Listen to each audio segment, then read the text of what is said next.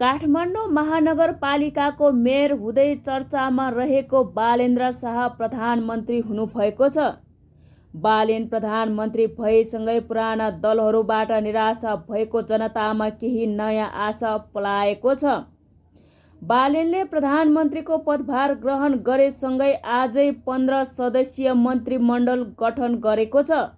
मन्त्रीमण्डल विस्तार पछि बालेन नेतृत्वमा बसेको पहिलो बैठकले जाँचबुझ आएको छानबिन गर्ने निर्णय गरेको छ। अब सरकारले वर्षौंदेखि पल्टाउन नसकेको फाइलहरू पल्टाउला कि नपल्टाउला? निर्मला पन्त इनिसा विक भगीरथीको बलात्कारपछि भएको हत्याको छानबिन गर्न सक्ला कि नसक्ला? भुटानी शरणार्थी बाल मन्दिर, ललिता निवास, बाँसबारी चप्पल कारखाना, भेप काण्ड लगायतको भ्रष्टाचारमा मुछिएका अभियुक्तहरूलाई कानुनी दायरामा ल्याउन सकिएला कि नसकिएला? आम नागरिकको चासोको विषय बनेको छ।